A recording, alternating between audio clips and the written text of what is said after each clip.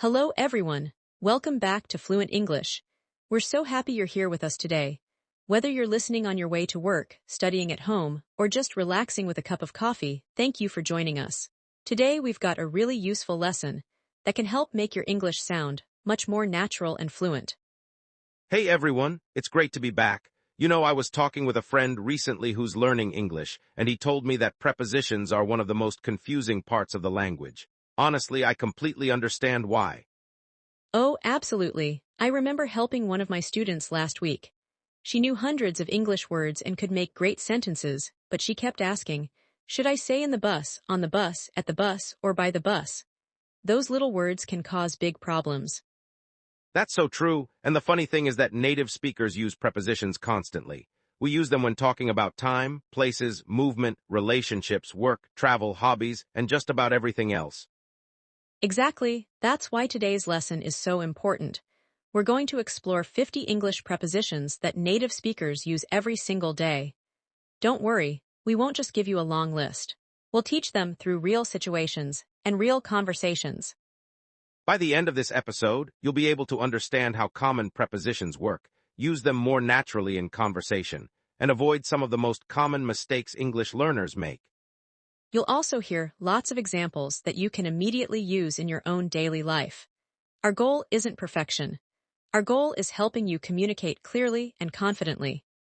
Before we jump in, we'd love to hear from you. Which preposition confuses you the most? Is it in, on, at, for, by, or maybe something else? Let us know in the comments.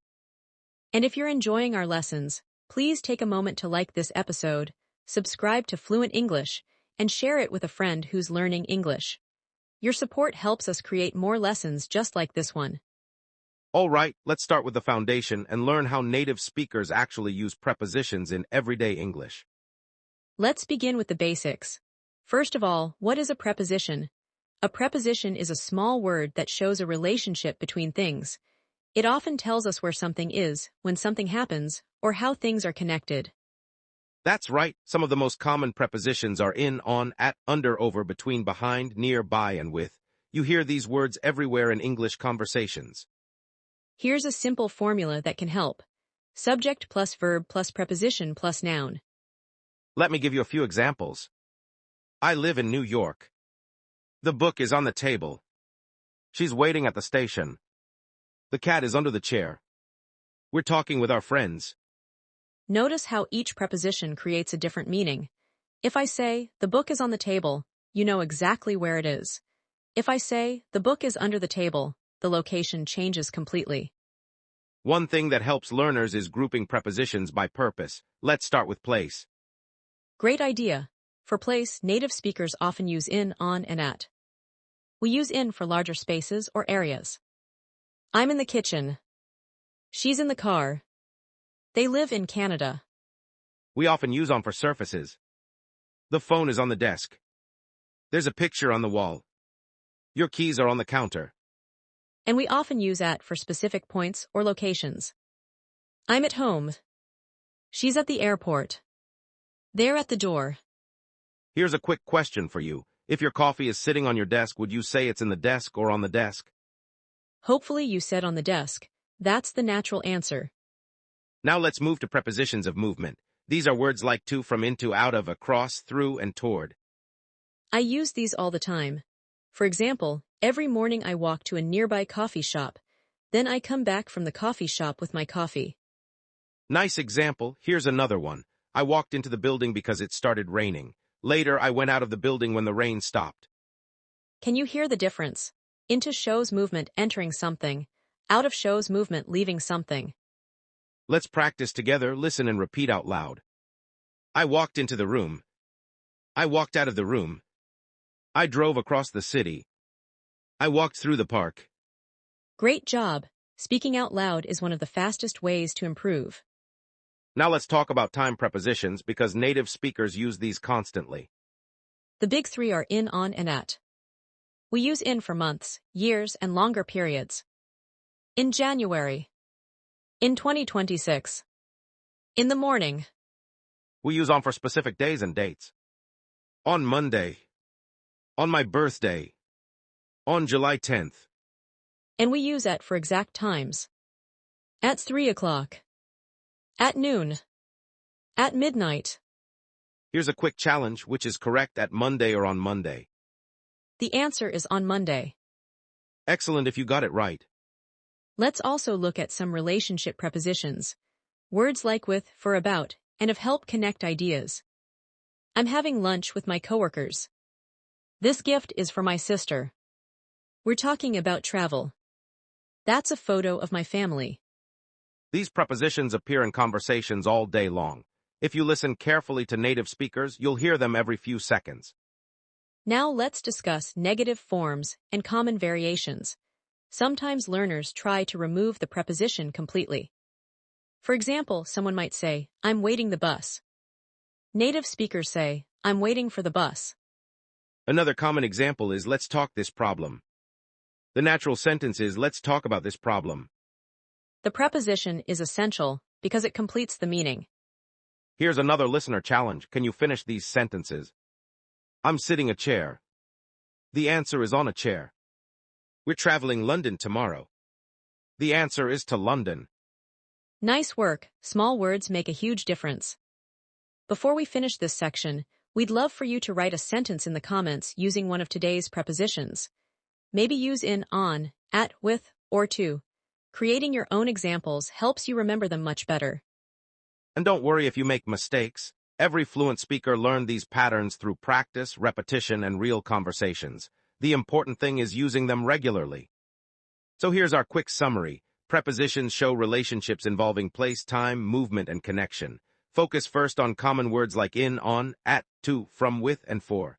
Learn them through real examples, say them out loud, and use them in your daily English.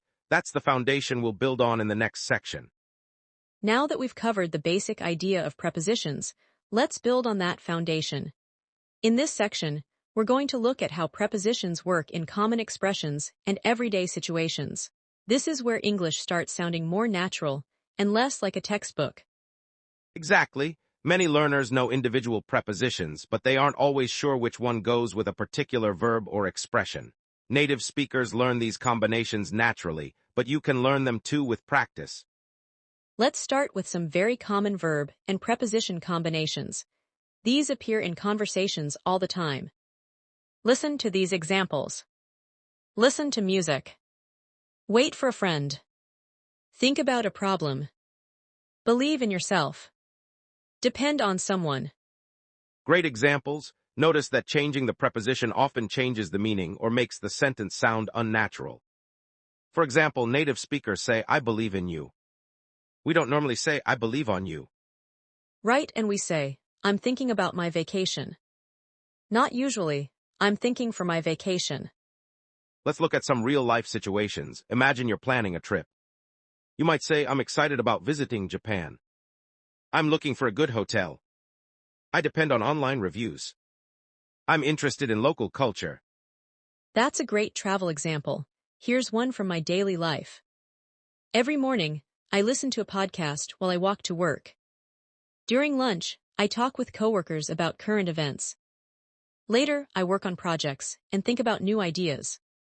Did you notice how many prepositions appeared in those few sentences? Native speakers use them constantly without even thinking about it. Let's demonstrate a natural conversation.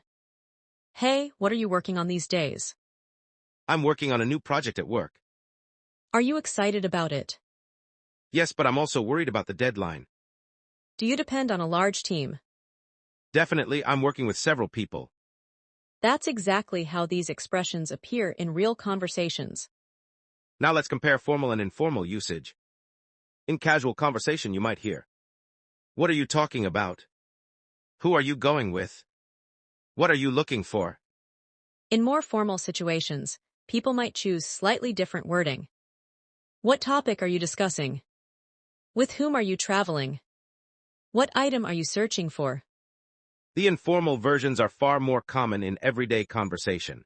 If your goal is to sound natural, focus on the versions people actually use. Here's a quick practice activity. I'll start a sentence, and you finish it out loud. I'm interested learning English. The answer is in. Great, next one. I'm waiting my friend. For. Excellent. I believe hard work. In. Perfect.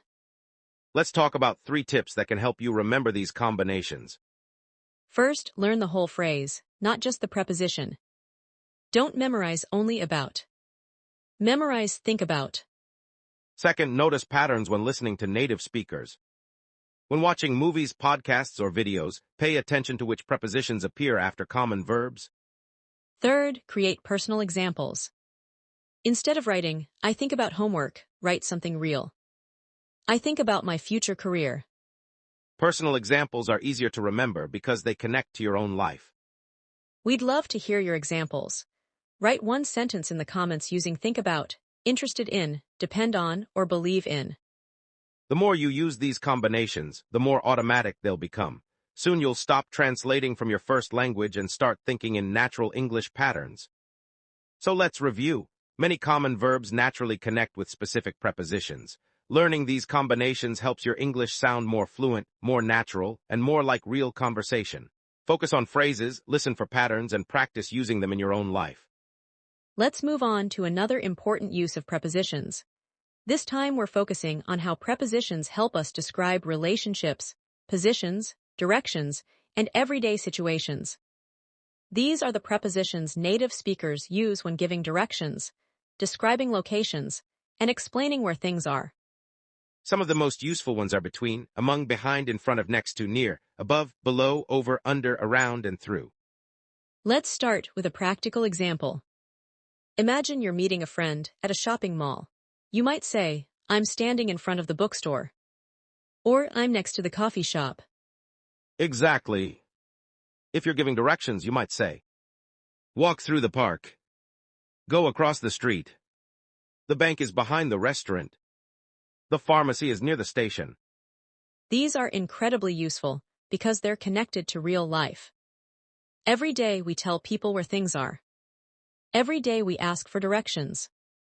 Every day we explain locations. Here's a detailed example. Imagine someone asks, where's your apartment? You could answer, it's near the city center. It's above a grocery store. It's between a bank and a bakery. There's a park behind the building. Notice how those prepositions create a clear picture in the listener's mind. Now let's talk about sounding polite and natural. Native speakers often soften directions with friendly phrases. Instead of saying, the store is behind that building, you might say, the store is just behind that building. Or, you'll find the store behind that building. That's a great point. Tone matters just as much as grammar. If you speak slowly and clearly, even simple prepositions sound natural and confident. Let's do a mini conversation. Excuse me, is there a cafe near here? Yes, there's one across the street. Is it next to the bookstore? Exactly, it's between the bookstore and the pharmacy. Perfect, thanks for your help. You're welcome. That's a conversation you could have almost anywhere. Let's also look at prepositions that describe movement. Around, through, across, toward, along. Here are some examples. We walked around the lake. She ran through the tunnel. They drove across the country. He walked toward the station. We strolled along the beach. These words make your stories more vivid and interesting. Instead of saying, I walked, you can say, I walked along the river. That's much more descriptive. Here are 3 quick tips. First, connect prepositions to visual images. Imagine the location in your mind. That helps memory. Second, practice with places you know. Describe your bedroom, your school, your office, or your neighborhood. Third, use them in daily conversations whenever possible. Repetition creates confidence. Let's do a quick mini practice. I'll describe a situation, and you answer out loud. Your phone is resting on your desk. Where is it? It's on the desk. Great. The library is beside the school. Which preposition could you use? Next to. Excellent. A path goes from one side of the park to the other. Which preposition works? Through or across depending on the situation. Fantastic. We'd love to see your own examples. Describe a place in your town using at least 3 prepositions and post it in the comments. And don't be shy about speaking these examples out loud. Speaking activates a different skill than reading. The more you hear yourself using prepositions, the more natural they'll feel. Let's finish with a quick review. In this section, we learned prepositions for location, direction, position, and movement. We explored words like between, behind, next to, across, through, around, and toward. These prepositions help you describe the world clearly and confidently in everyday English conversations. Welcome back. Before we finish today's lesson, let's talk about something every English learner experiences: mistakes. Honestly, I've made language mistakes myself when learning other languages, and sometimes they were pretty funny. Oh, definitely. Mistakes are part of the learning process. The good news is that once you understand the most common preposition mistakes, they're much easier to avoid. Let's start with mistake number 1, mixing up in, on, and at for time. Many learners say things like, "I was born at July." That's not correct. Here's the comparison. Incorrect, I was born at July. Correct, I was born in July. Incorrect, I have class in Monday. Correct, I have class on Monday. Incorrect, the meeting starts on 3 p.m. Correct, the meeting starts at 3 p.m. Why is this wrong? Because English uses different prepositions for different levels of time. In for months, years, and longer periods. On for days and dates. At for exact times. Here's a memory trick. Think big, medium, small. In for bigger periods. On for specific days. At for precise moments. Mistake number 2 is forgetting required prepositions after certain verbs. For example, I'm waiting the bus. Native speakers say, I'm waiting for the bus. Another example. Incorrect, I'm thinking the problem. Correct, I'm thinking about the problem. Incorrect, she listens music. Correct, she listens to music. The reason is simple. Some verbs naturally need specific prepositions. They're part of the expression. Instead of learning only the verb, learn the complete phrase. Wait for. Think about. Listen to. Believe in. Mistake number 3 is translating directly from your first language. This happens all the time. Learners sometimes choose a preposition because it works in their language, but English uses a different one. Here's a common example. Incorrect, married with someone. Correct, married to someone. Incorrect, good in English. Correct, good at English. English has its own patterns, so direct translation isn't always reliable. That's why exposure is important. Listen to native speakers and notice which combinations they use naturally. Mistake number 4 is overusing one preposition. Some learners discover a useful preposition and start using it everywhere. I once had a student who used on for almost everything. He said, I'm on the car. I'm on the kitchen. I'm on my friend's house. That's actually kind of funny. The correct versions are in the car, in the kitchen, at my friend's house. The lesson here is that prepositions aren't interchangeable. Each one has specific uses. Let's do some quick practice.